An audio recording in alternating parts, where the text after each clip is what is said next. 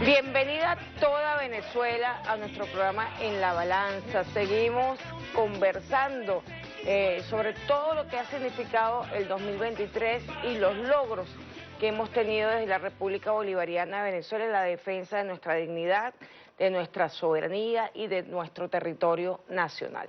Para hablar de este y otros temas interesantes, importantes a nivel de la geopolítica internacional, tenemos un invitado muy especial. Se trata de nuestro querido periodista William Castillo Bolé. Bienvenido al programa En la Balanza, a tu canal. Te ves, tú participaste en el origen de este programa que además yo he aprendido a amar inmensamente. Y recordarle a los que nos escuchan que el doctor William Castillo es además viceministro para políticas antibloqueo y gerente general del Observatorio Antibloqueo, que ha llevado un trabajo importantísimo para caracterizar lo que ha sido la agresión de Estados Unidos y sus aliados a Venezuela a partir del 2015. Bienvenido, William, nuevamente. Gracias, Olga, gracias por la invitación y bueno, siempre un placer estar aquí en TV con los trabajadores y trabajadoras de TV, mis compañeros todavía. Mucha gente, algunos se pintan el pelo, pero están jóvenes, a pesar hay varios que se pintan el pelo. No, un gusto de verdad estar aquí.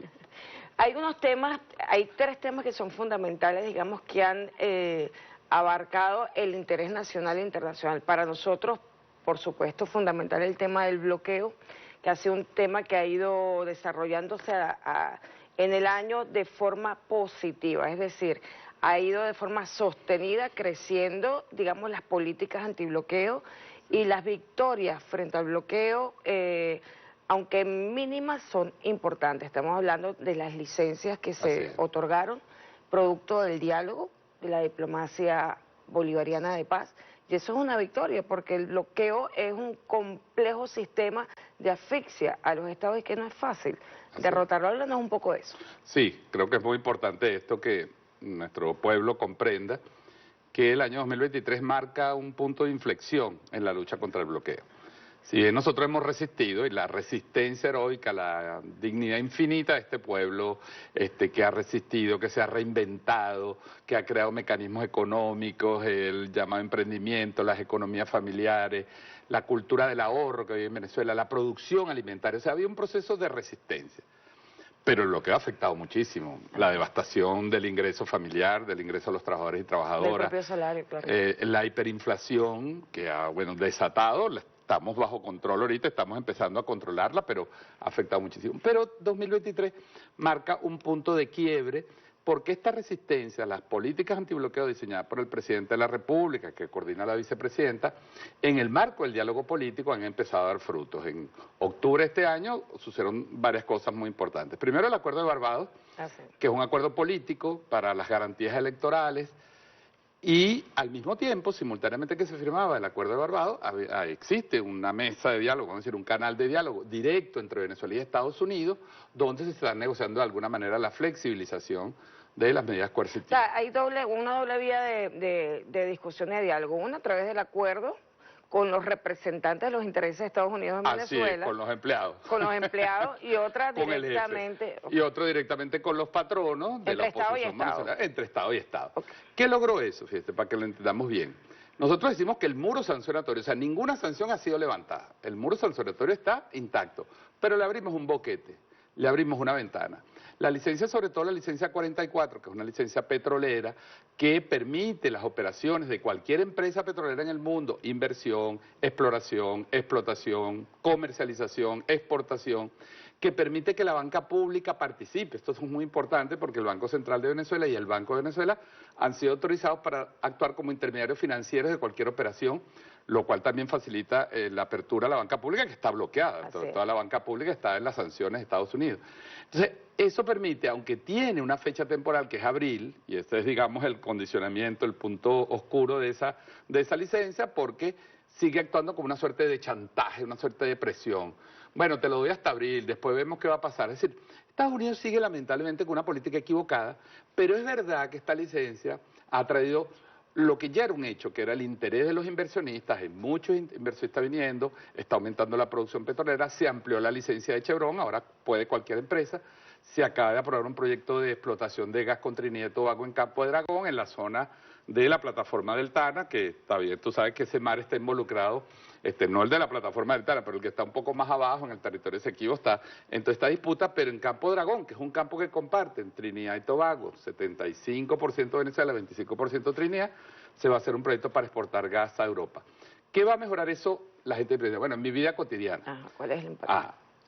Primero que es un acto de dignidad, de recuperación de nuestra soberanía económica, nuestro derecho a comerciar nuestro petróleo y nuestro gas. Pero también va a incrementar los ingresos del Estado y vía esos ingresos podrán reinvertirse en servicios públicos, en recuperación en la política de bonos, recuperación de refuerzo del salario, programas sociales. El presidente ha dicho todo el sistema de atención a las grandes misiones, en la gente que ha sido más afectada, lo que el presidente llama las víctimas de la guerra económica, las víctimas del bloqueo. Entonces, por supuesto que al reforzar la capacidad económica del Estado, se va a disponer a final de este año, durante el año que viene, recursos importantes que se van a destinar al área social, como es siempre la vocación de nuestro gobierno. 82% o más del presupuesto nacional va a ser dirigido al área social, pero vamos a tener un refuerzo por vía de estas licencias. Yo quisiera preguntarte, sobre todo para ser más pedagógicos en este tema, ciertamente la licencia permite que se le dé el valor que tiene al petróleo venezolano, porque cuando tenemos que tercerizar, cuando tenemos que vender el petróleo bajo estas medidas coercitivas, el precio, se pierde el precio del petróleo, porque nadie quiere comprarte bajo riesgo. Así es. Fíjate, exactamente esa es una explicación que nuestro pueblo debe entender muy bien. Primero, cuando la gente ve el precio del petróleo en la televisión... Vamos a poner ejemplo de precio. Vamos a poner que el petróleo está en 100, no, perdona, vamos a empezar por ahí. Ese precio es el marcador internacional, que es el West Texas o el petróleo del Mar del Norte, que es el petróleo que se cotiza más caro. Venezuela nunca recibe ese precio, nunca, con bloqueo o sin bloqueo. Es decir, Venezuela no recibe esos $100, esos $120 que ha llegado al precio del petróleo. Venezuela recibe nuestra cesta, al ser un petróleo pesado, tiene una cotización más baja, que a veces entre 25, 30, 35% de ese precio. Luego viene el país bloqueado. Entonces, las empresas que se han atrevido de alguna manera a apoyar a Venezuela en este comercio, bueno, cobran una prima de riesgo. Es decir, porque están en cualquier momento pueden ser afectadas por sanciones, entonces eso tumba el precio. Luego a Venezuela le han subido los costos de flete, los seguros, porque todo barco que va con petróleo debe ser asegurado. Es un riesgo negociar con Venezuela. Al final, el porcentaje que recibe Venezuela es un porcentaje pequeño. ¿Qué está sucediendo en estos momentos? Obviamente que también estos acuerdos petroleros nos están permitiendo pagar una deuda, entonces también el 30% de lo que va a ingresar ahorita hay que destinarlo a la deuda. Eso nos va a liberar en el futuro esos recursos, pero en el corto plazo también tenemos que dedicarlo. Es decir, no es eso que sale en la prensa de que entonces el petróleo está y ahora sí nos tienen que dar. No, lo que sí es muy importante es que el país empiece a recibir de manera sistemática una cantidad de ingresos y pueda hacer planificación económica, planificación de la inversión. Y por supuesto, un incremento que aunque todavía es pequeño, es un incremento que va a ser dirigido fundamentalmente a la atención de las necesidades sociales del pueblo. Así es. Pero lo cierto es que ha sido una victoria porque es una estrategia. Lograr sentar a Estados Unidos para que se pueda discutir el tema además que de las medidas coercitivas ilegales, unilaterales, que violan el derecho internacional, que son causa de crímenes de lesa humanidad reconocidos por resoluciones de la Asamblea General de Naciones Unidas, pero que en el marco de la geopolítica nos toca enfrentar y buscar la manera de derrotarlas y en este caso, bueno, por lo menos de aliviarlas por un tiempo determinado, que ha sido lo que se logró con la licencia, ¿no? Licencias que están en el marco, no es que las han levantado, es que las licencias son un mecanismo en el marco de esas medidas coercitivas, de ese acto criminal de Estados Unidos que le permite al propio Estados Unidos beneficiarse de una situación económica. Así es, y por eso nosotros en el observatorio no retiramos, o sea, cuando se da una licencia, nosotros consideramos la licencia parte del sistema sancionatorio. Lo que pasa es que es como una suerte de ventana, de oportunidad que te dan durante un tiempo determinado y bajo unas condiciones muy específicas. Lo importante en la licencia 44 es que es verdad que es una licencia bastante amplia. Es decir, si esta licencia se extendiera o se dejara sin necesidad de renovar, bueno, prácticamente se estaría abriendo por completo el sector petrolero. Sin embargo, eso ya está determinando una serie de convenios que se están firmando con empresas de China, con empresas de Rusia, con empresas de Irán, con empresas europeas.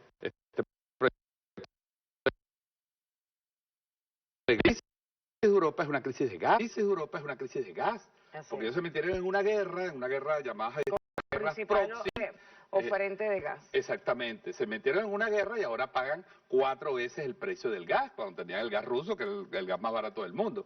Entonces, bueno, este proyecto de gas va dirigido a satisfacer las necesidades de 4 países de la Unión Europea a través de una asociación con Trinidad y Tobago. Es decir, se están abriendo oportunidades con negocios compartidos, compartiendo riesgo, en un clima de apertura, en un clima de distensión, que sin embargo, y eso sí hay que decirlo y el pueblo debe estar claro, esto no significa un levantamiento del bloqueo. Nosotros tenemos que seguir luchando y, como dice el presidente, con músculo propio, como hemos hecho en la agricultura, como estamos haciendo en algunos sectores de la industria, seguir avanzando en el desbloqueo del país. Yo leía en el observatorio, que además invito a que acudan a la página web para que revisen las investigaciones, las estadísticas, los artículos que hay en el Observatorio Antibloqueo.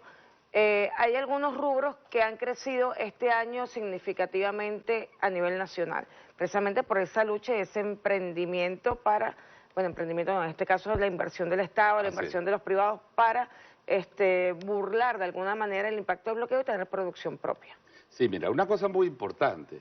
Y ya que estamos cerrando el año, y el cierre del año siempre es un cierre como de ciclo, ¿no? Tú ves en perspectiva el año, cuánto avanzaste, bueno, qué problemas tuviste, cuáles superaste. Mira, Venezuela hoy, y se puede decir que es el único gran efecto positivo que nos ha dejado el bloqueo. Venezuela es un país hoy más productivo. Venezuela produce hoy más arroz que hace 7, 8 años, más harina de maíz.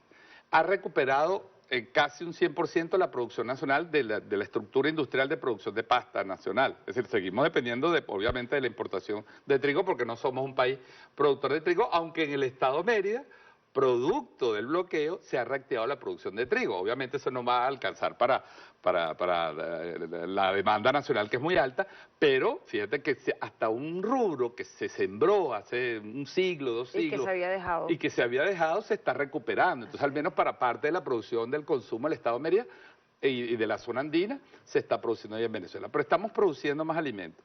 Hemos recuperado algunas líneas industriales en alianza con el sector privado.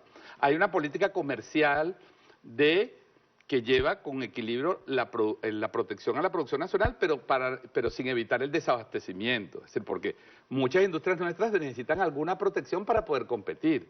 Pero hasta que no alcancen ese nivel de protección, tú tienes que mantener la importación, porque si no desabasteces el mercado. Eso pasa con los cauchos, pasa con algunos otros productos. Entonces, bueno, hoy Venezuela está recuperando unas capacidades propias y eso lo ha hecho sin que el bloqueo haya sido desmontado. Y yo creo que eso es lo importante, es decir, el país unido, así como nos unimos el 3 de diciembre en un objetivo nacional, que es la recuperación del Esequibo, creo que se ha venido dando, sobre todo en los últimos 3 años, 2021, 2022, 2023, un proceso de integración entre sector público, sector privado, economía campesina, economía comunal, para ir desarrollando la economía, sacando un poco el tema económico de la polarización política, sino apostando al beneficio del país. Así, entonces eso se nota, además digamos que se nota cuando uno acude a lo, bueno, aquí nunca han faltado víveres, pero víveres me refiero a verduras, frutas, pero cuando uno va a buscar los no perecederos, sí se nota que tenemos ahora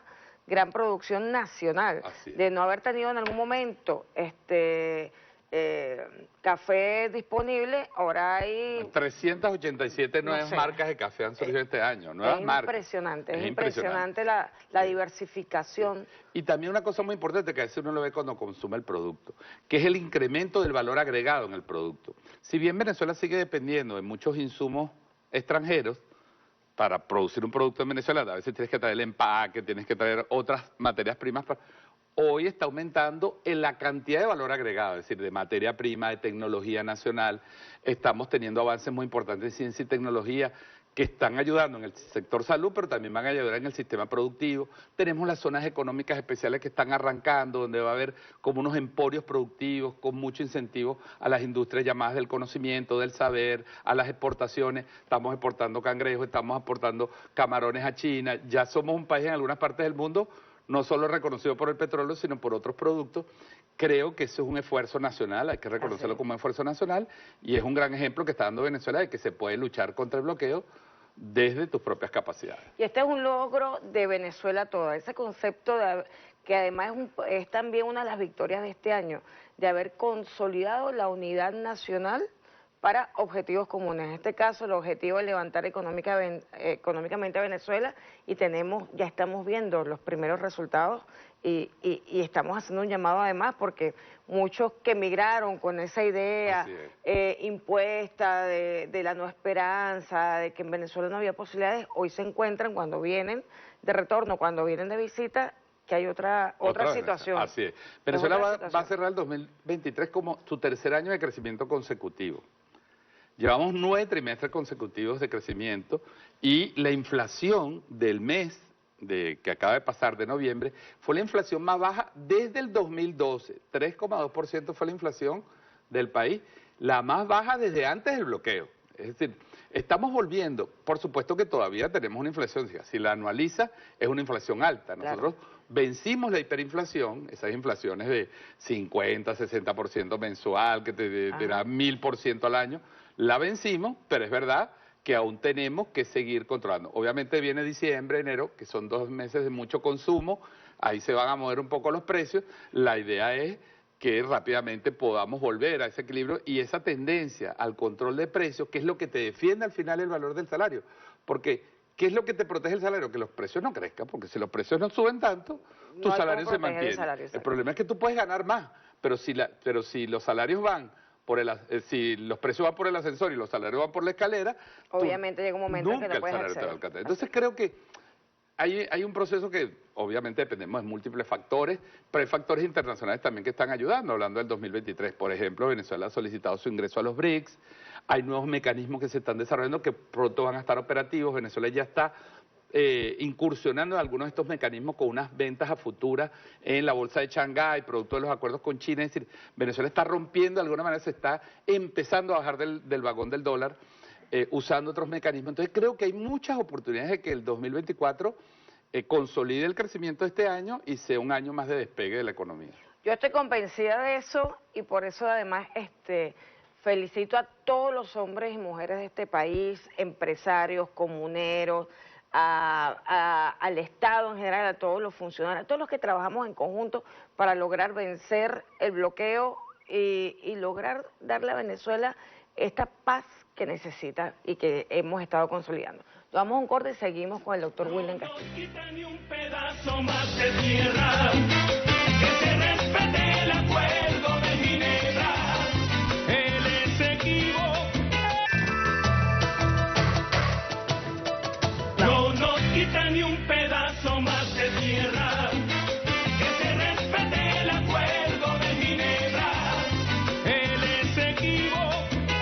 es Venezuela. Continuamos con el doctor William Castillo, viceministro para Políticas Antibloqueo del Ministerio del Poder Popular para las Finanzas y la Economía.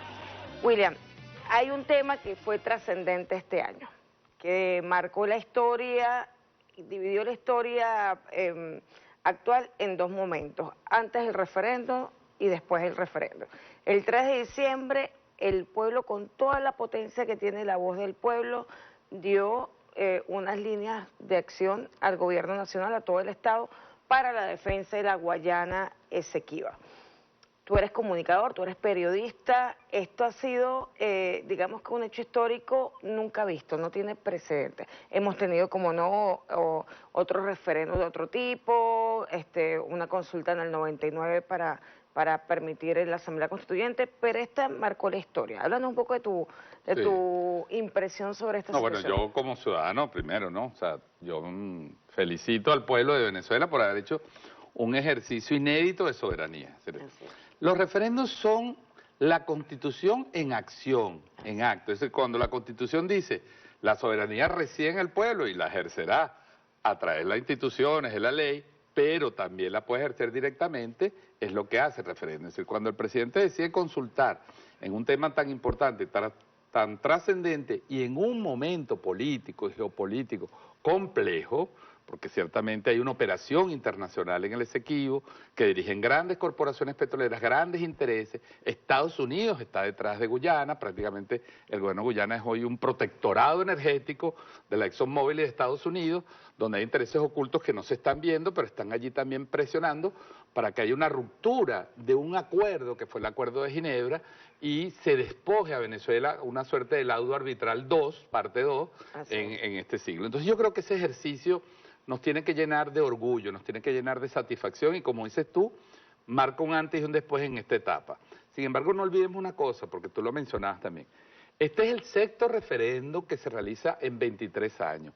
Nunca en Venezuela se consultó al pueblo, nunca. Y Chávez lo consultó 1999 para ir a la Constitución, referéndum aprobatorio de la Constitución, referéndum revocatorio de la Constitución, referéndum de la reforma del 2007, referéndum de la enmienda del 2009 y referéndum consultivo vinculante del Esequibo. Es decir, en 20 años se ha consultado al pueblo sobre diversos tópicos y el pueblo ha decidido sobre los grandes asuntos nacionales. Yo creo que como pueblo de Venezuela y como hijos e hijas de esta Constitución tenemos que sentirnos orgullosos de tener un texto, agradecerle a Chávez ese esfuerzo de profundizar la democracia. Yo creo que hoy Venezuela tiene una posición, el referéndum le ha dado una solidez política y diplomática extraordinaria que se está viendo con las últimas decisiones, pero obviamente tenemos que hablar con sinceridad. Esto es una pelea muy dura, es una pelea muy larga y tenemos que prepararnos. Ahora, contamos con el respaldo de nuestro pueblo para esa pelea. Pero lo cierto es que esa decisión por más de 10.430.000 y tantos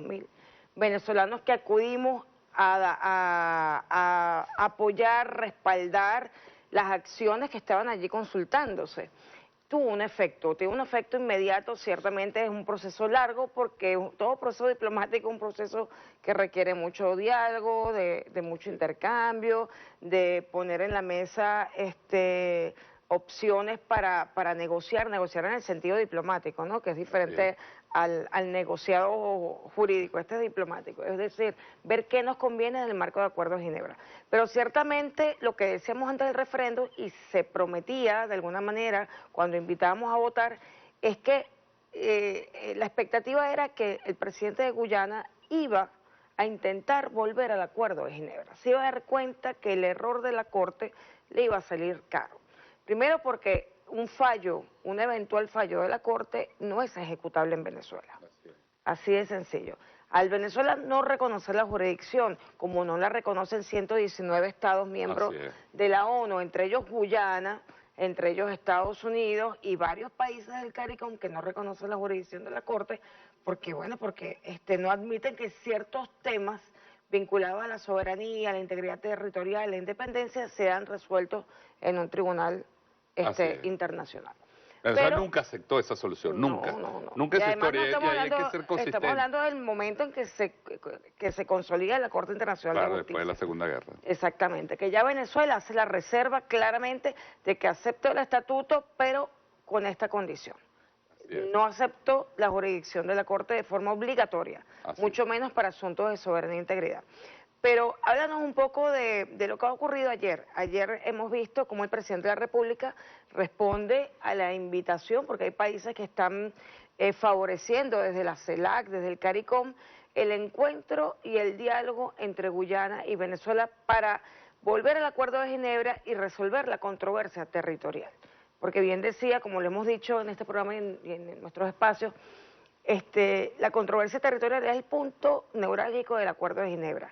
El laudo arbitral no era punto del Acuerdo de Ginebra, eso había quedado atrás. Y de forma maliciosa, irregular, fraudulenta, de hecho, el Acuerdo de Ginebra es un reconocimiento de que el laudo fue fraudulento, es decir, que no satisfació las necesidades y no fue legal. Sí, fíjate, es muy interesante eso que tú estás diciendo, es importante explicarlo una y otra vez a nuestro pueblo, porque hay unas matrices, ya lo sabemos, una narrativa de que tenemos que ir a la Corte porque si no vamos a perder el Esequibo. No. Porque es que se dice en el estatuto que las decisiones de la Corte son obligatorias. No, son obligatorias si los estados la aceptan, lo que tú acabas de explicar muy bien. Es decir, esa de la jurisdicción compulsiva es si el Estado acepta. Y es claro, lo sabe Guyana, lo sabe el secretario general de Naciones Unidas, lamentablemente Antonio Guterres, que participa en esta operación cuando decide enviar el caso a la Corte sin la autorización de Venezuela. Ahí hay una gran ilegalidad, por eso es muy importante que en este diálogo que se va a hacer, este primer diálogo, porque estoy seguro que va a haber más diálogo. Hay que presionar a Guyana, aún contra la voluntad de su élite gobernante, aún contra las instrucciones que está recibiendo de las corporaciones internacionales que quieren crear un conflicto, incluso de los intereses del Comando Sur, que quiere crear un conflicto también militar en esa zona, aún contra todos esos poderes, la fuerza de la razón histórica, de la razón jurídica y la soberanía de Venezuela, que no puede ser condicionada por unos jueces, que además, por cierto, algunos de ellos es obvio, porque eso es muy obvio, que tienen un sesgo contra Venezuela. Su propia conducta en el pasado los condena. Entonces tú vas a ir a un tribunal donde hay una sentencia que pareciera cantada de antemano contra ti.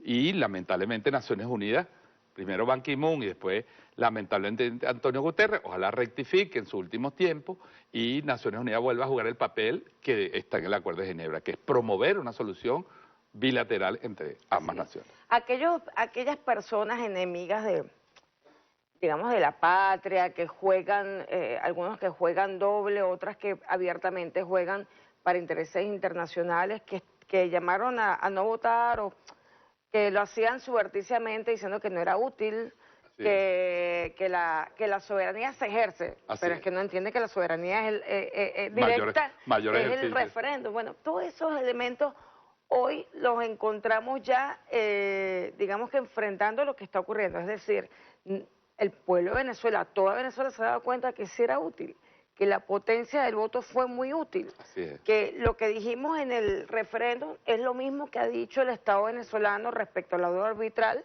desde antes de 1966.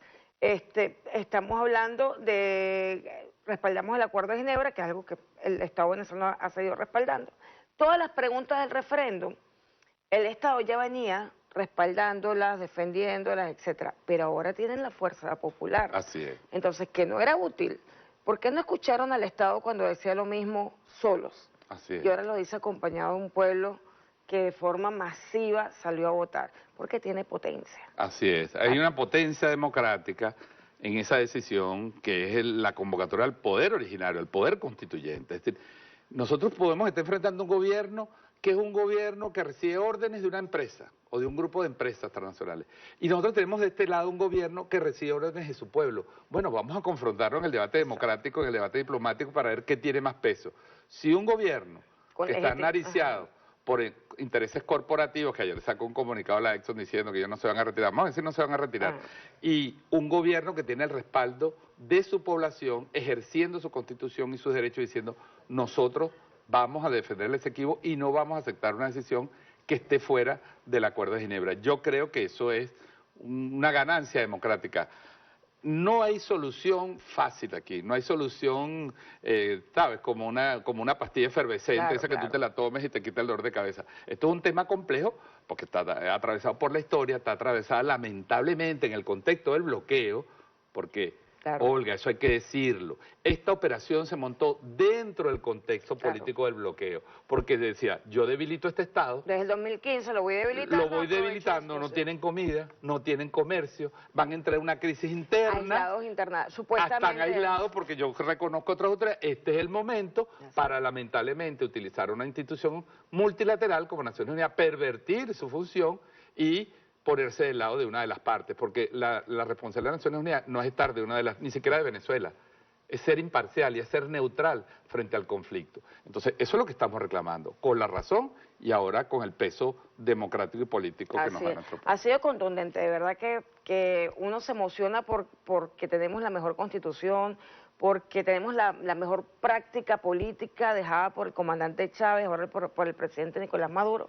Es decir, siempre, digamos que enmarcados en lo que era el pensamiento bolivariano, de la diplomacia de paz, de la integración, de la lucha, como no, contra la doctrina Monroe, que tanto daño ha hecho no solamente a nuestra América, sino esa visión imperialista, supremacista que ha tenido Europa también, qué daño le ha hecho al mundo. Y nosotros seguimos cultivando esta posibilidad para la paz, para el encuentro, para el reconocimiento del derecho de los pueblos, de la autodeterminación, y eso nos da un valor, además ahora para enfrentarnos también a la Asamblea General de la ONU, porque como tú bien dijiste, hay un tema ahí que hay que resolver también dentro de este diálogo y las acciones posibles del Estado. Digo yo, humildemente, tiene que haber una forma de que el secretario general asuma la responsabilidad por haber participado en una operación contra Venezuela. No había que ser muy conocedor del derecho internacional, no tenía que ser muy conocedor de su propio mandato para darse cuenta que estaba asumiendo el consentimiento de un Estado, y eso no es competencia del secretario general. Es decir, él no podía subrogarse en el consentimiento de Venezuela, por un lado. Segundo, si el Acuerdo de Ginebra claramente establece que la solución debe ser pacífica, práctica y beneficiosa para ambas partes, está clarísimo que difícilmente la Corte Internacional, y sin el consentimiento de Venezuela además, pudiera buscar una solución beneficiosa para ambas partes. Claro, fíjate, eso es imposible. Yo por eso te digo que hay que hacer un gran ejercicio, el trabajo que ustedes vienen haciendo, un grupo de expertos, porque fíjate, el presidente decía hace unos días, que es una cosa que yo quiero resaltar, el referéndum hizo otra cosa, convirtió el Esequibo en un tema del pueblo. Así es. Por supuesto que todos aprendemos de los expertos, de los conocedores, porque son las personas que han estudiado este tema durante años, los abogados, los constitucionalistas, ahí está el general Pompeyo, ahí está Samuel Moncada, o sea, tenemos un grupo de brillantes abogados en todos los sectores del país, porque podemos decir que también hay expertos del otro lado. Entonces, y fíjate, ayer se instaló la comisión presidida por la vicepresidenta que va a convocar a todas las opiniones, y va a escuchar a todas las opiniones, es decir, consecuencia del referéndum también, porque es una posición de Estado. Pero fíjate, eso el presidente dice, es un tema ahora de todos, pero hay que explicar una cosa, fíjate, sin ser experto en el tema, repito, sin ser abogado, el secretario general dice, yo voy a ir a la Corte. Pero tú eres diplomático. Claro, pero el secretario general dice, fíjense esto, y yo creo que los usuarios de TVD entiendan esto, cuando él toma la decisión de enviar a la Corte sin consultar a Venezuela, él pone en su decisión, bueno, yo lo envío a la Corte, a menos que los dos países me digan que no, pero no pidió el consentimiento de los dos países para enviarlo a la Corte. Es decir, tú tienes que actuar consistentemente, no puedes violar la legalidad internacional para afectar a un país, y lamentablemente eso ocurrió. Por eso es muy bueno, repito, estoy hablando como ciudadano, no como especialista, de que en estos diálogos que se inician participe también un representante de las Naciones Unidas, porque hay que vigilar la responsabilidad de todos los actores. Si queremos resolver problemas por la paz, que como quiere Venezuela, Venezuela no quiere una confrontación, Venezuela no está anexionándose Guyana, porque tú no te puedes anexionar. Algo que no es tuyo. No, no te puedes anexionar algo que es tuyo. Por eso, exacto. Ya es nuestro, además ahora es un Estado en nuestra Constitución, no podemos parecer, pero es verdad que las matrices internacionales, la narrativa internacional es el país grande contra el país pequeño, Venezuela se quiere anexionar un territorio que lo olvidó por 2 siglos, y están tratando de manipular la opinión en el mundo, la opinión diplomática, para aislar a Venezuela en este caso. Por eso yo creo que el diálogo es una gran victoria y hay que seguir apostando a él. Así es. Definitivamente esto ha sido, digamos que un evento donde la verdad pudo ser mostrada con su verdadera cara, por decirlo de alguna manera, porque hubo mucha campaña en contra del referéndum, hubo campaña, digamos que para beneficiar más bien los intereses de la República Cooperativa de Guyana, y sin embargo todo el pueblo unido salió a defender la Guayana Esequiba, porque hay un reconocimiento histórico de que ese territorio es venezolano. No solo la razón jurídica, la razón histórica nos asiste, y eso fue el resultado del 3 de diciembre. Ciertamente vienen ahora leyes orgánicas, leyes especiales, un desarrollo importante de la institucionalidad para darle forma político-territorial a la Guayana Esequiba. Esto, ¿cómo lo percibe toda Venezuela? Tú que estás también en la calle. Sí, bueno, estos días ha comenzado desde el mismo 4 de diciembre un proceso de consulta. La Asamblea Nacional ha abierto las leyes, estas que están propuestas, por ejemplo, la de la defensa, la Guayana Esequiba, a consulta pública. Como te digo, ahí está participando desde cualquier ciudadano que puede dar su opinión hasta personas muy serias que han estudiado este tema y que incluso pueden tener visiones distintas siendo venezolanos. Es decir, eso es lo interesante del debate democrático. Podemos tener visiones distintas de la historia, de qué pasó, de los eventos históricos, pero tenemos una misma posición como venezolanos. Entonces creo que lo que está haciendo la Asamblea Nacional, direccionado por supuesto por el presidente, que consultemos todos, sigamos el espíritu del 3 de diciembre, es decir, los pasos que demos estén respaldados por nuestro Estado, por las instituciones, por la Fuerza Armada, por los poderes públicos, por los ciudadanos y ciudadanas. Yo creo que esa posición de fortaleza es lo que va a hacer que avance el diálogo político. Esta entonces fue una segunda victoria de toda Venezuela. La primera ha sido seguir elevando el nivel económico en Venezuela, la lucha, lo que hablamos del primer segmento, la primera victoria contra el bloqueo la estamos ya sintiendo. Y la segunda victoria que fue unir a toda Venezuela en un objetivo común y que tiene un efecto contundente a nivel internacional y ya lo estamos viendo. Nos vamos a un corte y seguimos con el doctor William Castillo. Un pedazo más de tierra, que se respete el acuerdo de Ginebra. El Esequibo es Venezuela. Un pedazo más de tierra, que se respete el acuerdo de Ginebra.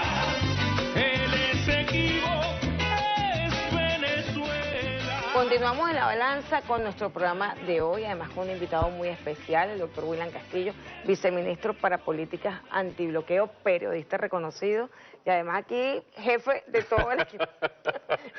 Trabajaron mucho conmigo, así que les tengo un gran cariño. Un saludo aquí de todas maneras a todo el equipo técnico, de verdad que... A la doctora Marlene, al diputado Winston, aquí estamos hablando de lo especial que es el equipo de producción de TV, que de verdad es muy bueno, un equipo extraordinario. Hablamos de 2 victorias en los segmentos pasados, ya hemos logrado de alguna manera ir venciendo de forma sostenida el bloqueo desde las posibilidades que tenemos en nuestra mano, pero con logros tangibles. Y en el segundo fue, por supuesto, contundente la victoria de unir a toda Venezuela, de que toda Venezuela unida pudiera darle fuerza a las acciones que debe y que ya estaba emprendiendo el Estado para la defensa de nuestra Guayana Esequiba frente a este fraude 2.0 que se ha estado fraguando desde la Corte Internacional de Justicia. Esas han sido 2 victorias. Ahora, hay otra, de alguna manera, no le puedo llamar victoria, pero sí ha sido un avance, que es la sensibilización, no solo en Venezuela, sino en el mundo entero, sobre la situación que está viviendo Palestina. Eso ha sido uno de los tópicos del año 2023, que también tocó la sensibilidad del pueblo venezolano, porque en las marchas que se han hecho, en los encuentros que se han hecho, hemos visto unidos a la comunidad árabe, a la comunidad venezolana, de todos los sectores, unidos para defender el derecho que tiene el pueblo palestino a la vida, a su tierra, a la humanidad, y condenar el ataque sistemático del Estado de Israel contra el pueblo palestino y particularmente en la Franja de Gaza. También la sensibilización para que todos nos sumemos a la denuncia y a la condena, porque desde el 7 de octubre ha sido alarmante para la comunidad internacional la masacre que se ha cometido contra el pueblo de Gaza. Hoy 17.000 personas civiles ya han sido asesinadas y la comunidad internacional, salvo los pueblos, la comunidad internacional poco dice. Venezuela sí levantó su voz y otros países dignos como Venezuela. ¿Qué opinión merece para ti esta situación? ¿Qué reflexión sacas tú de esta situación ahora que estamos además cerca de la Natividad, del día de Navidad, de Jesús palestino?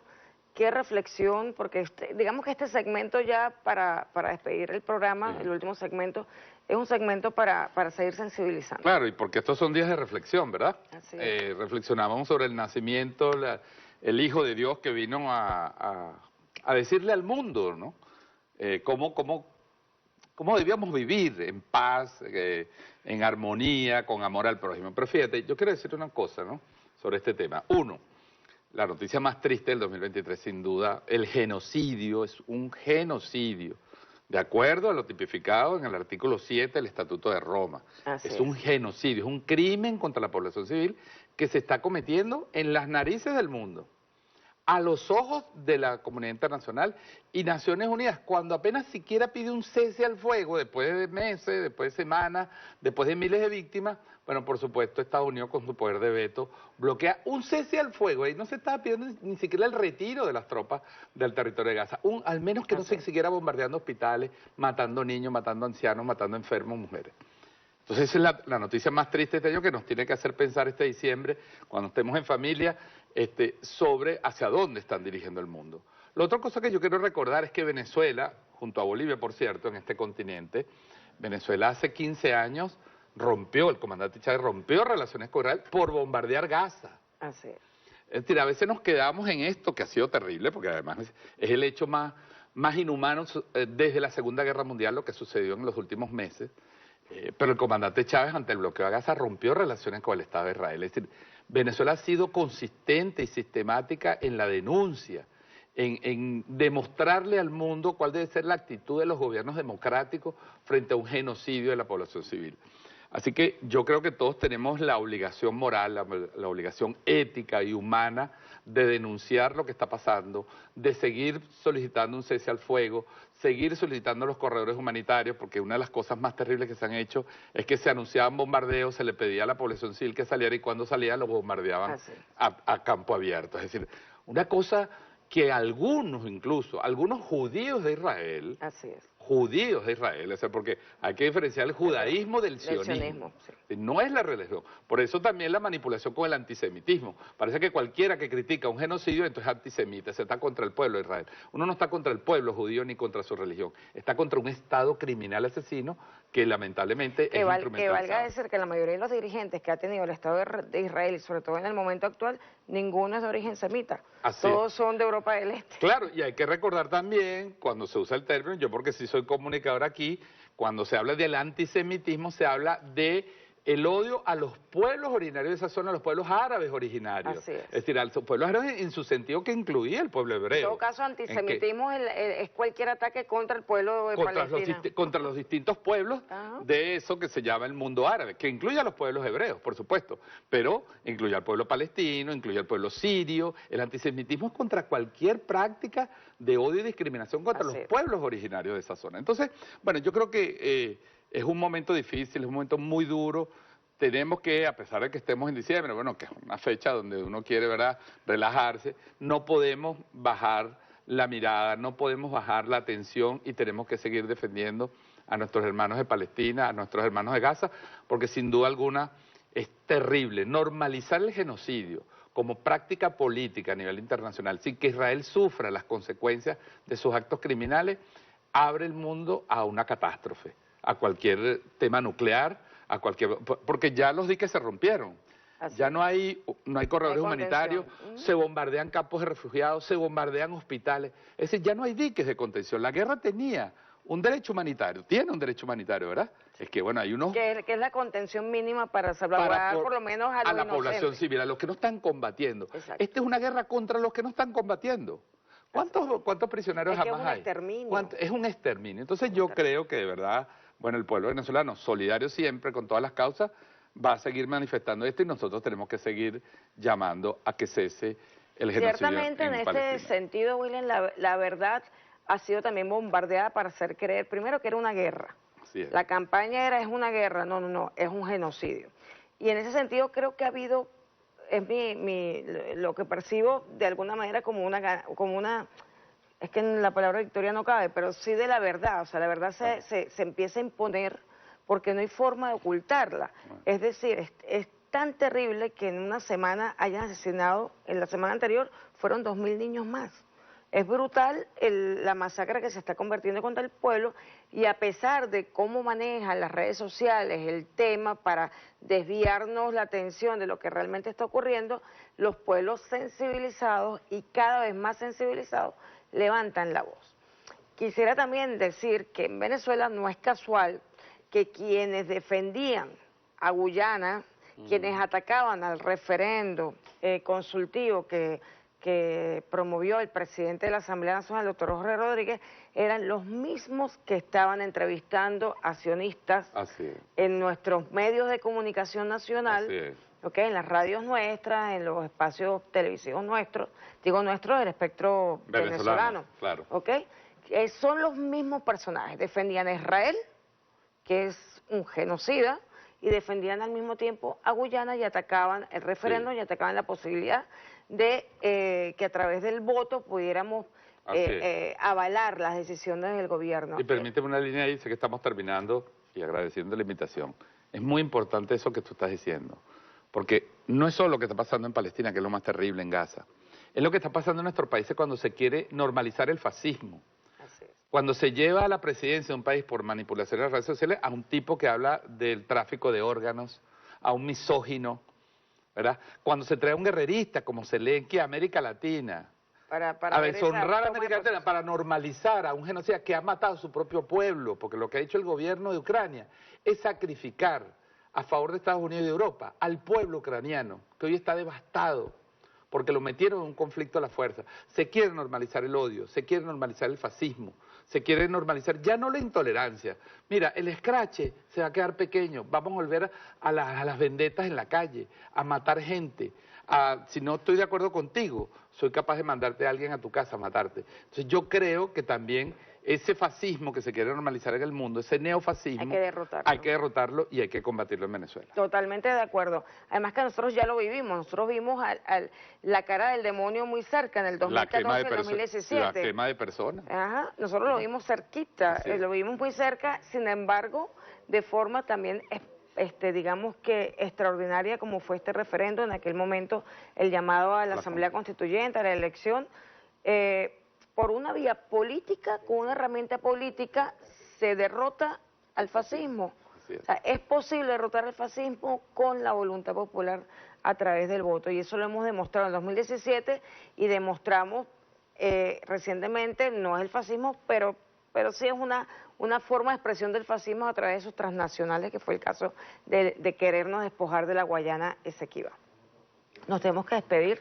Gracias. Para mí de verdad ha sido corto el tiempo, muy corto, con nuestro querido William Castillo. Hay mucho que decir, había muchos temas, se quedó Rusia y Ucrania por fuera, se quedan muchos elementos por fuera porque el tiempo es muy corto y fue un año muy intenso. Así es. Pero lo más importante es que salimos de verdad victoriosos este año en todos los aspectos y sobre todo derrotando, digamos que las campañas fascistas, derrotando las campañas para dividir al pueblo venezolano, las campañas para que olvidemos los intereses nacionales, los intereses del proyecto bolivariano.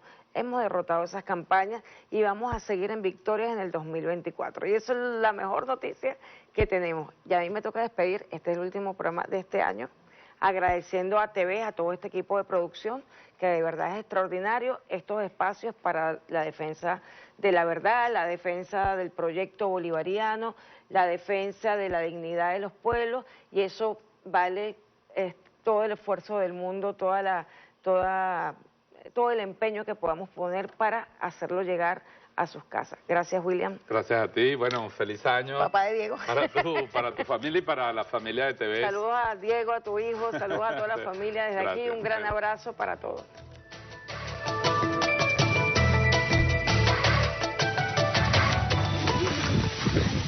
Originarios de esta tierra, manifestamos hoy que Esequibo es de nosotros.